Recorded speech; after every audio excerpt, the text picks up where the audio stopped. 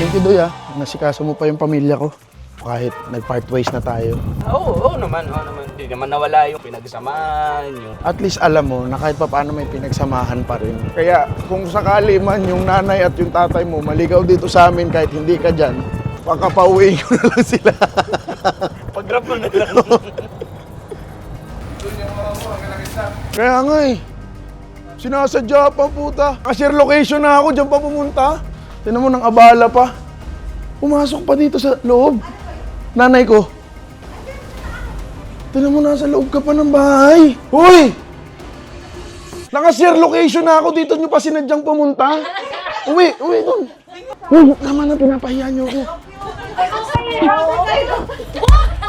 Nagkataon kayo! Mayari ng bahay, oh! Pinaakyat kami dito, oh! Ako naka-share location na ako. Dito pa kayo pumunta, sinasadya nyo eh. Ito naman, nagpa-picture lang. Ikaw, huwag ka nakikialam. Usapang pamilya to. Usapang pamilya to, huwag ka nakikisali. Uwi dun. Teka lang! Pasensya na po kayo. Kidlat, bye! Pasensya na po kayo. Kidlat, bye! Bye-bye po, tita. Ingat po. God bless you more, B! God bless po, tita. Ingat po kayo. Hindi ko mag-God bless you more ka pa ba? Parang pira. Kayo, naka-share location na ako. Sinasadya nyo pa. Ayos na. Doon na. Yun talaga dumaan sa kuya kong naghatid sa amin sa daan. Tapos nakita namin si Kong pasakay ng sasakyan. Ay! Anong tita? Ano-ano ka ba namin? Feeling ka mag-anak ang puta. Pag nasa ibang bansa yung mga pamilya mo, parang nagugulat ka sa mga kakayahan nila eh. Chocolate si Tita. Ha? Puta nga, chocolate? Anong chocolate? Pauwi na. Ubus na yung chocolate. Ay, gusto mo ba ng chocolate? Halika, meron kami natin sa kotse. Ganyan ba kayo sa ibang bansa?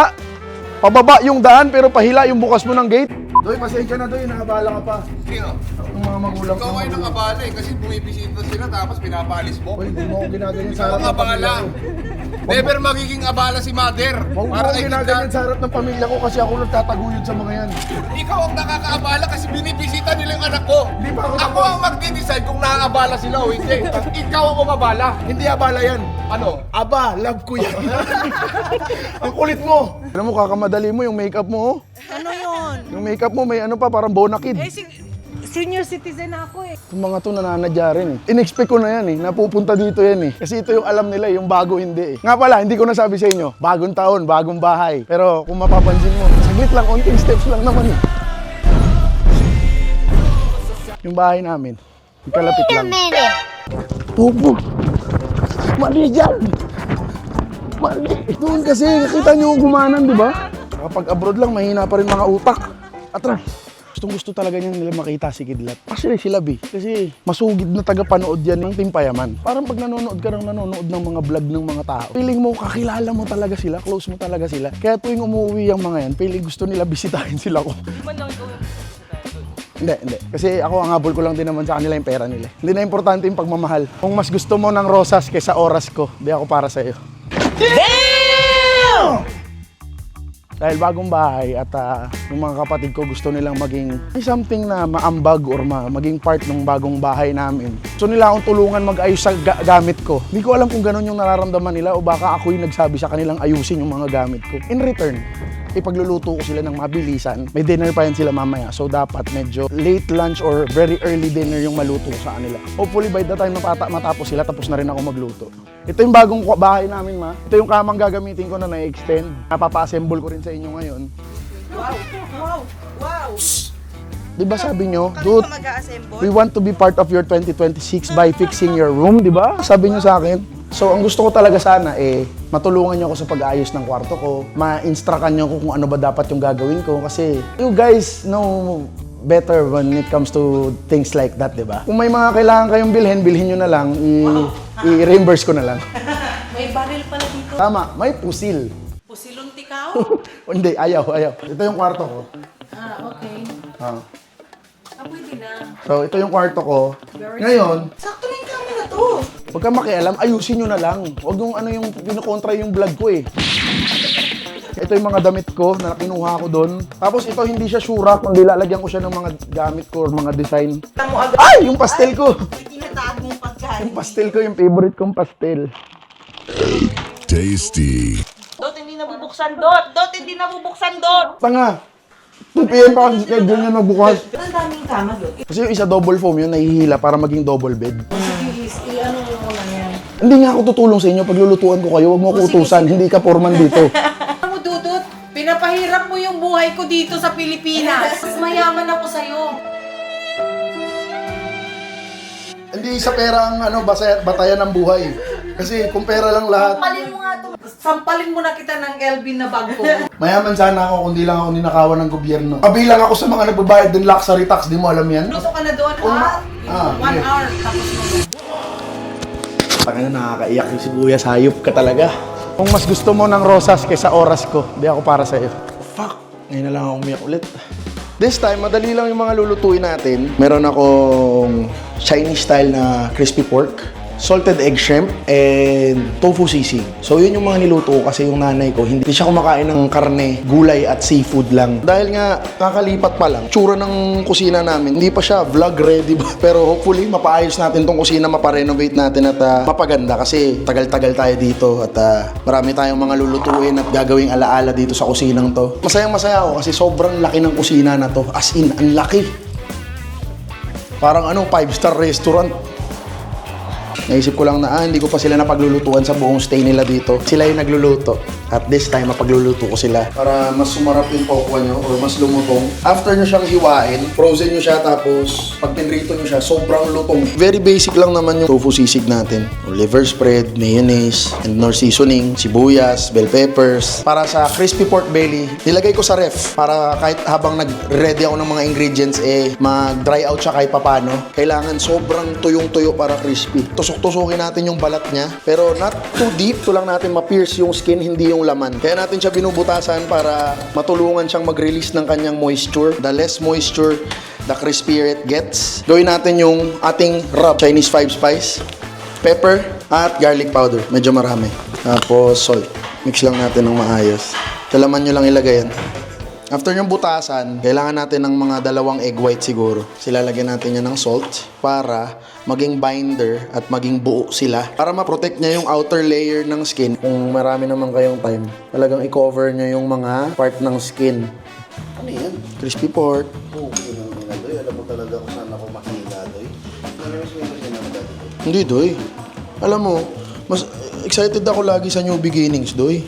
Air fryer natin siya lulutuin. 180 degrees for 30 minutes siguro. Pero pwede natin i-extend mamaya. Para masimulan na ang ating tofu sisig, prito na natin yan. Yan. Tapos hayaan nyo na muna, huwag nyo na munang halu-haluin. Tayin nyo munang maluto yan. Hindi siya madurog.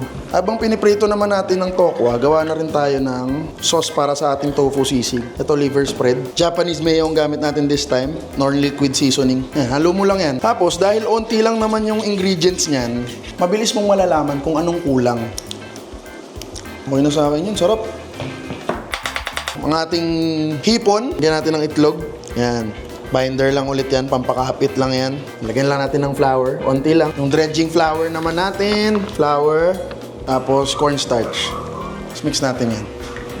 Kaya tayo nagde-dredge at nagko-coat ng ating shrimp kasi may sauce yung gagawin natin sa kanya para may pagkapitan yung sauce natin. Ganda yung sabay-sabay nating naluluto kasi parang feeling ko patapos na rin sila eh.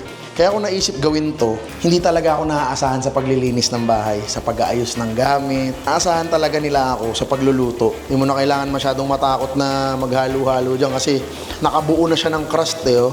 Medyo matibay-tibay na yan. Habang nagpiprito yan, ito yung gusto nating mangyari. Habang nagluluto yan, ina-absorb niya pa yung moisture dyan sa balat. Ayan, patapos na to. And then, salang na natin siya ng walang layer ng salt sa taas. Yun, tapos na. Yan, ganyan yung gusto kong ma-achieve sa ating tokwa. Kung bakit hindi pa maayos yung kusina ko ngayon, pinilit ko lang talagang mapaglutuan yung family ko. Kasi syempre, bilang OFW, limitadong oras lang ang meron sila dito sa bansa natin. Ay, nako. Bakit? Kahit kailan, pahirap talaga. Saan maganda ikabit yung salamin? Ay, doon. Gusto ko sana dyan eh. Ano ba yung convex mirror? Sino nag-set up ng ilaw? Bakit parang walang nag-aayos ng ilaw? Inaayos pa namin yung box! Dito ko nga. Lumayas ka nga dito! Yung pagkain namin ang asikasuhin mo. Hindi porket gumaganyan-ganyan ka sa akin habang nagluluto ako, mapagbibigyan na kita. Kailangan mo tumulong dun sa paglinis ng kwarto ko. Uy, gago, teleport. Narinig ko ang tibok ng puso mo. Sabi, kulang ng Mang Tomas. Start naman tayo magprito ng hipon. Habang piniprito naman natin yung hipon, i-ready natin yung egg. Huwag kayo mag-alala sa puti-puti kasi kakainin namin yan mamaya. Para naman sa ating salted egg shrimp, mag-isa lang tayo ng onions, garlic, naman ng butter. Kung mapapansin nyo, ginisa ko na muna ng maayos talaga yung ating mga aromatics bago ako maglagay ng butter. Pag okay na, tunaw na yung lagay mo na yung salted egg. Gusto mo mas smooth to? Pwede nating i-power blender to. Mamaya. Para mas smooth siya. Bell peppers, yan. Ito naman para lang mas maging smooth. Kaartehan na lang to. Lagay mo na yung shrimp. Ayan, toss mo na lang yan.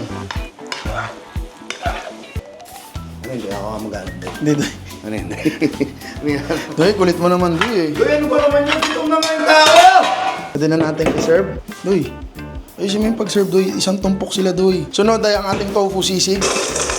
Sibuyas, bell peppers, sili, at ang ating sauce. Mix mo lang yan. Lagyan natin ng onting oil, ating butter. Sunod na rin natin yung ating tofu sisig. Tingnan natin kung nagawa niya ba ang kanyang misyon na magpatuyo. Ingatan yung malaglag yung mga asin sa paligid. Yan yung magpapaalat mamaya. Isasalang pa ulit natin siya pero this time, lagyan natin siya ng oil. Yan. Tapos salang na ulit natin yan. Ang mas mataas na temperatura, palutungin na natin yan. So tapos na rin silang maglinis. Hindi ko pa nakikita yung kwarto ko. Pero excited ako kung maganda. Sana maganda. Baka mamaya tinamad na lang yung mga yan tapusin. Uy! Gusto ko pa sana siyang i-rest kaso gutom na sila eh. So ito ang ating tofu sisig, ang ating salted egg shrimp, at ang ating crispy pork belly. Okay guys, rice. Thank you, Dudut. Welcome and thank you for cleaning up my room. That's the least that I can do for you guys. Tingnan mo na yung kwarto mo. Maso-surprise ako na hindi nyo tinapos kasi may lakad kayo. Baka matapos kang kumain bigla ngayon. Tapos, kaso lang yung ilaw mo palpak. Salted egg, shrimp. Wow, talagang siya yung pinali. Kunusur. Boy, hindi mo pwedeng loko-lokohin yung tofu sisig na yan, boy. Walang kaalat. Black, di ba? Salted egg. Ano naman yan? Ito, pag nagkulang ka pa sa alat sa salted egg, kalokohan na. Kaya ito, masarap siya. Masarap siya. Papositin lang na tayo. Okay to.